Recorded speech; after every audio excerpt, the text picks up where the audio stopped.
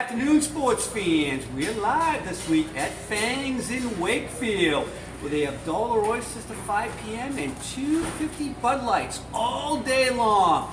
And we've got the fabulous waitresses, bartenders behind us, Allie and Gino, working on Fridays. Come on down and visit them. They make the best Mai Tais on the North Shore.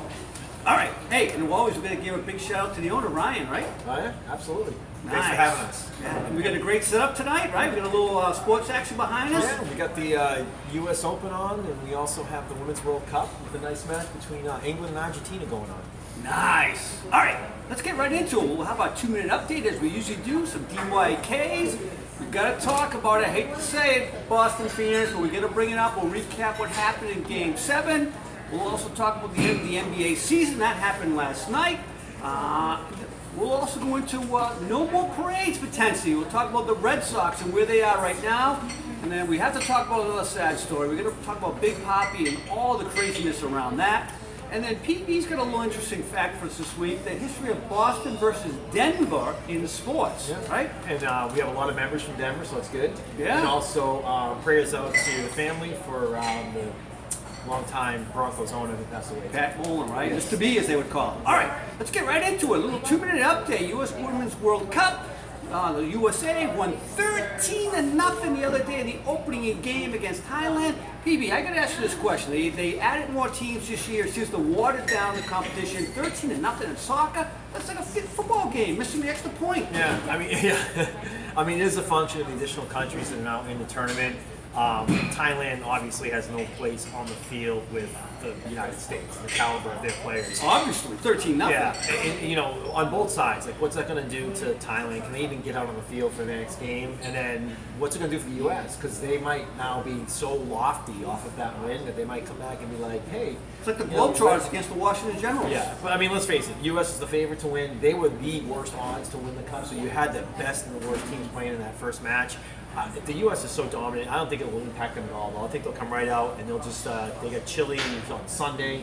Another one. That's a 20-0 goal differential after 2 games. Yeah, I can see them up in the 5 to 7 goal range. I think so game. too. Yep.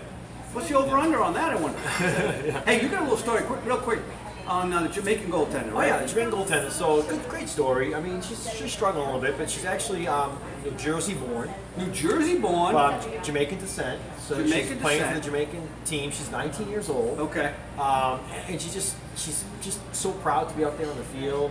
She tries hard. She's made some good saves, but the team's not that good. And you know, Brazil beat them 3-0. And they lost. At least it wasn't 13-0. Right, and then Italy beat them today 5-0. So she's let up 8 goals in 2 games. Not the best performance, but they're clearly getting dominated, and they don't have any offense. So it's a tough run for her. Okay. But I just like the way she's playing, and I just like the way her heart is. All right, moving on. Hey, you hear about this tomorrow night? Heavyweight Championship. It's called the Lineal Heavyweight Championship of the World. What the heck is the Lineal Heavyweight Championship? I've never heard of it. I mean, it used to be the WBA, the WBC. Then a few years after that, we get the WBO, and then we get the IBF, and now we have the Lineal. Does he get a belt, or does he get a trophy? What does he get? Does he get a cupcake? I don't know. I mean, look at his body. He might get a cupcake, I think, right? Tyson Fury, he's the champion. He's fighting a guy named Tom Schwartz. I don't know. Who knows? Good luck. He looks like another butterbean, so we'll see. All right. Hey, I know we like to talk about the horses every once in a while. This thing out in Santa Anita Park, out California. 29 horses have died since December. What do you make of that? Is this not good?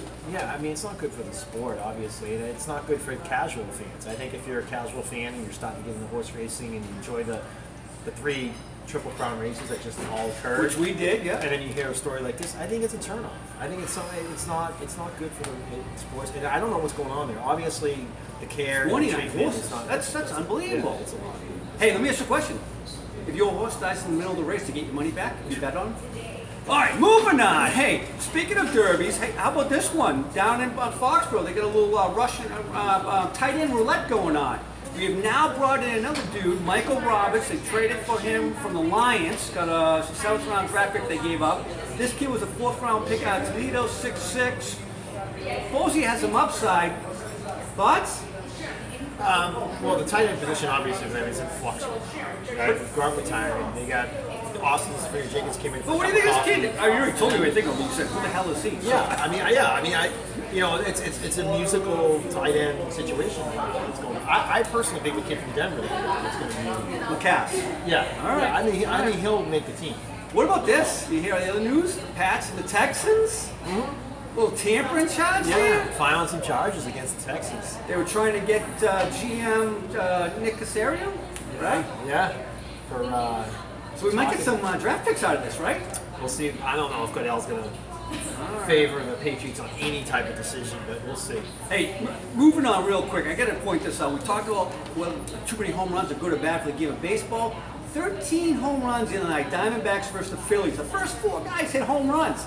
This is like, bare-bellied softball out there for crying out loud. Yeah, I mean, they're saying there's something going on. They don't think it's the athletes with the juice era like it was in the past, but they do think that there's something going on with the ball. It might be Something's going on somewhere, that's for more sure. tightly wound than it normally is. Speaking of being tightly wound, the little white balls with green grass, the U.S. Open, brother. What do we got here? So Justin Rose was up yesterday after the first round. He's still up today, Yeah, correct? he's Nick 7 as of right now. It's going on in the background. I think he's still the leader. He's Nick 7. He's got Fowler at Nick 5, and a couple of the golfers right behind him, including Xander Schauffele. And I had Xander Schauffele as a wild card for me in the PGA. Yeah. And I think he can make some moves here and be in there in the end. I really like his play. Where's my boy? I'm picking Rory, by the way. I got Rory. He's hot. Came off that win last week. By the way, I liked his press conference last Sunday.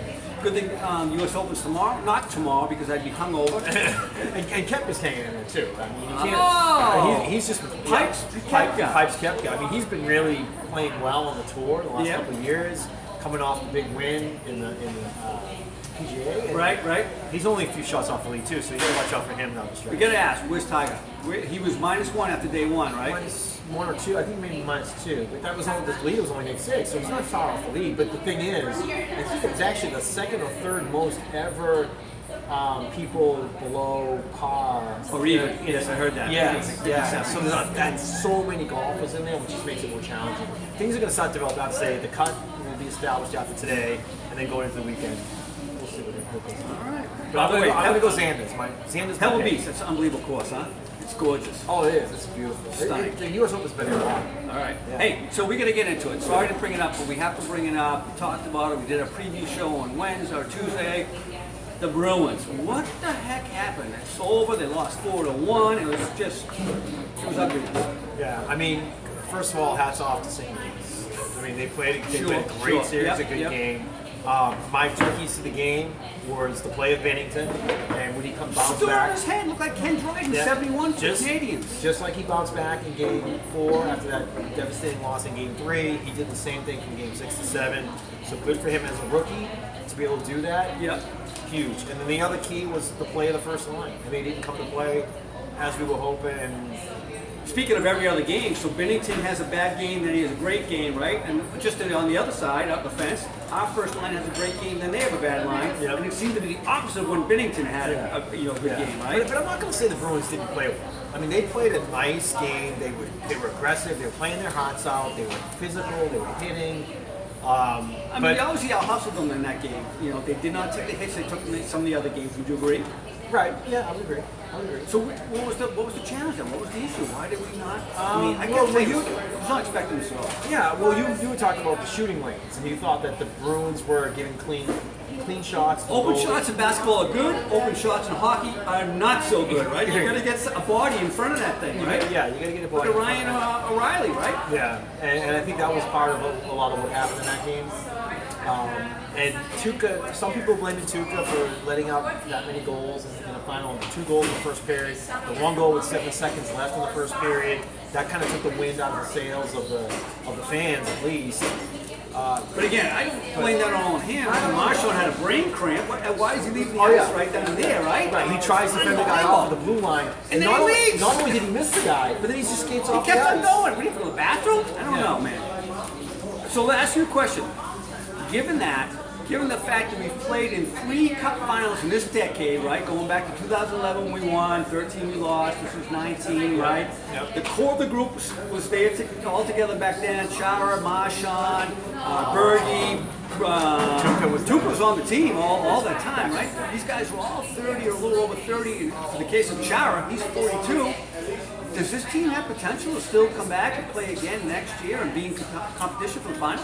Yeah, I think they do. There's a lot of talk out there right now that this was like their last window of opportunity, but I don't agree with that. I think they got a solid team. They got some good young kids on that team. Okay. McAvoy is a future star in the making. I He think definitely is, I would agree. Yeah, I have no question that they're going to come back under the leadership of, Bergeron and Marchand. And They get some miles on them, though. Those dudes got some miles on them, man. What they'll do be you good think? leaders. They can still play. I mean, I hate to be totally dependent on them on the first line, going forward, but that's all you got. All right, we'll see. All right, so you think they'll be back? You think, let me ask you a question. Right now, right here, fans, he's going to give it to you. Do they make the Stanley Cup Finals again next year? No. Do they get to the conference finals? No. Ooh. Oh my God, the parades are dwindling. The parades are dwindling. They had the perfect path tonight. That's why I say, you might say, well, that sounds contradictory. Because things will have to fall their way. There's too much talent, there's too many good teams. I think the East is loaded, and it's just going to be a tough road. I will say this, after all the great fortune we've had since 2002 in the city of Boston, right, what do we got, like 14 championships? Two defeats stand out for me. 2008 Super Bowl, undefeated season, 16-0. We already had beaten the Giants the last game of the regular season. Yep. And this one, 13, we lost to Chicago. Chicago's a better team. I know it was a fluke the way it ended so fast in Game 6 there, but we were, lucky to be there. I did not see this coming. When we got to Game 7, after they won Game 6, everybody in Boston, even the players, you look at their faces, I think they were not expecting this. Oh yeah, no, when we won Game 6 in St. Louis, we're coming back and we're winning this thing. We're I had no expectation. We're gonna do what we do. We're gonna win another championship in the city of Boston. I mean, we already had postponed things we had to do today because we were expected to be in a parade for crying out loud. And once you see the article in Sports Illustrated too, it's like, when Vancouver lost at home, they started lighting the whole city up. They turned it upside And down. What did we do? We just walked out with our heads down, our tails between our legs. It was shock. That was shock. It was shocking all. All right, moving But on. I would go ahead. I would put the Patriots loss to the Eagles in that category. That came out of nowhere too. I really thought that they were going to win that season. I would agree. I'm not as bad as the Giants loss. Neither Giants lost. Both Giants lost to me were devastating. But it's funny you say this because you think about all the championships that we've won in the city, but then think of all the championships we've been to and lost. Oh, yeah? Right? Yeah. I mean, there's been quite a few of those as well. So we've lost one finals for the Celtics in 2010. Right, We lost Lakers, right? 13. We lost, obviously, just talked about the Stanley Cup. And the Celtics. And the Patriots have lost 3. Pats have lost 3. Right. So hey, there is some misfortune here in Boston. Don't think we just have everything. Sox right? haven't lost though. No, but we'll talk about them momentarily. All right, NBA, we got to move on. The NBA, Toronto won last night. I really expected the Game 7 on Father's Day. That's not happening. Toronto won that series. DYK, did you know this? Toronto won all 3 road games. The first time in history they won all 3 road games against the other team. In an NBA Finals? In the NBA Finals. Wow. Unbelievable. Well, and the Bruins go 1-3 at home, right?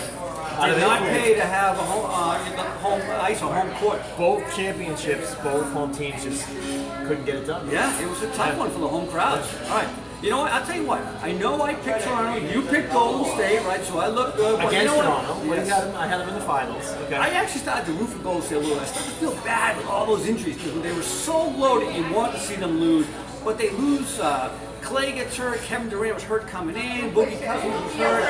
Clay comes back after hurting himself. Played well. Kevin Durant comes out of nowhere in Game 5, gets 11 points. Then he goes down again with a catastrophic injury.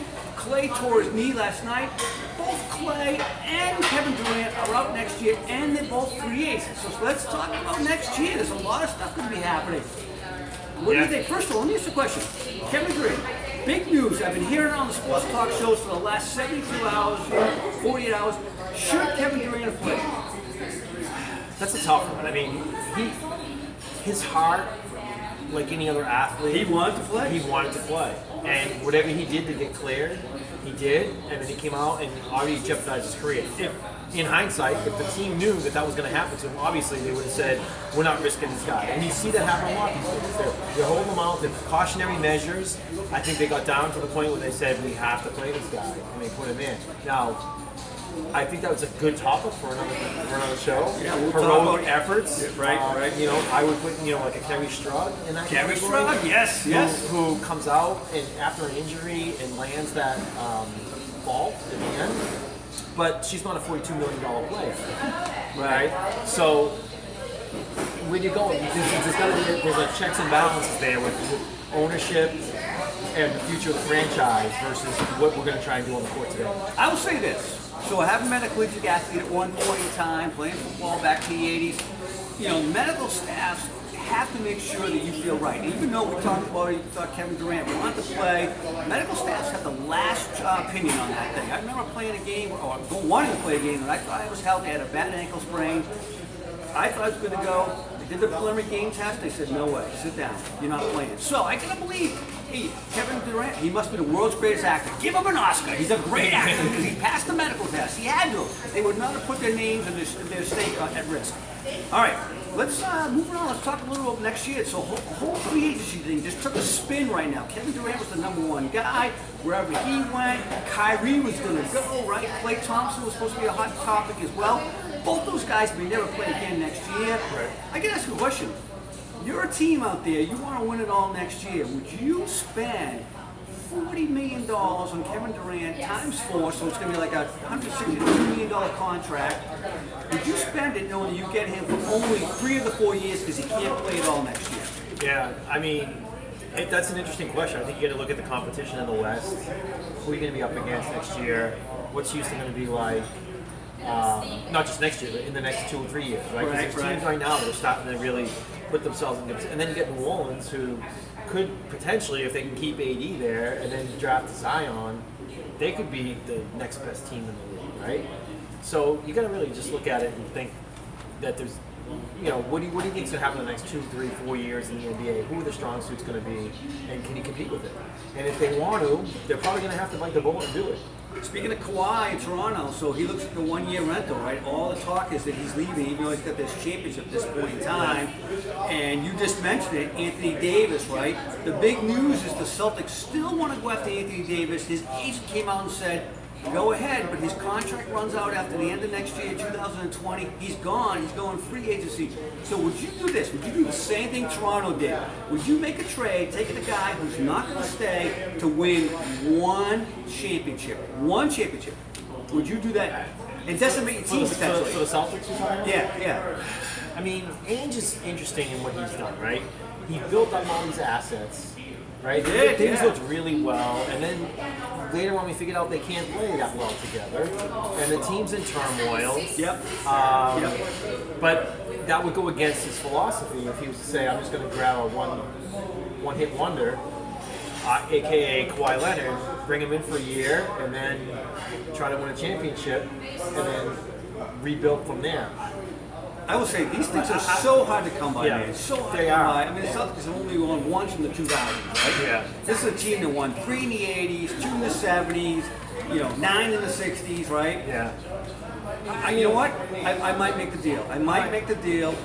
You got to do something, right? You're going to lose some players no matter what. Kyrie's potentially going free agency and not coming back. He already renounced his contract, so he's probably not coming back unless you get Anthony Davis. At which point in time, you're giving up Tatum, you're giving up some draft picks, you're giving up another guy potentially, and then Rozier possibly stays. But who knows? If you don't make it happen fast enough, Rozier's a free agent. He could be gone. You got the draft. Now you got the draft coming up next Thursday. We're not looking to have to get a point guard. And potentially our top 2 point guards could be gone. Right. I don't know, man. I'm scared. This draft next week, we get 3 draft picks, 14, 20, 22. Who knows what's going to happen at this point in time? Are we drafting for the Pelicans? Is that the deal? Because we know everything can't happen until July 1st when Kyrie can officially be offered a contract. So everything's going to be one of those hush-hush gentlemen agreements. The next 2 weeks will be interesting. Yeah, it's a big time for the NBA right now, these next couple of weeks, yes. All right, well, give us something to talk about. Yeah. All right, we're going to move on to something a little more solemn. It's about parades. It's about the lack of parades after this hockey season. I don't see another one coming up for a while. You mentioned the Red Sox. I don't think so, man. They don't look good right now. Yeah, I don't think the Red Sox are going to take it. I mean, we didn't predict them to win. I didn't predict them to win the division. I said, you know what? I did. I thought for sure. I said they didn't lose much. Actually, I guess they did.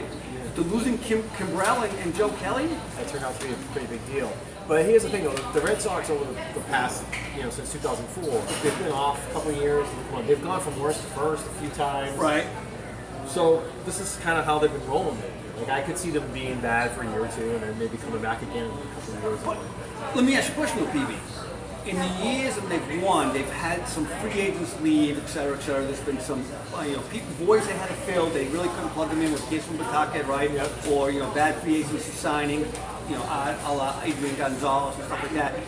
These guys came back. The starting lineup's intact, right? 1 to 9 is intact, right? Yeah. The pitching starting rotation is intact, including getting a full year out of, I'm drawing a blank on him, the kid we got in the middle of summer, big stud that won, pitched 7 innings relief. Why am I drawing a blank on him? But anyways, you know what I'm talking about.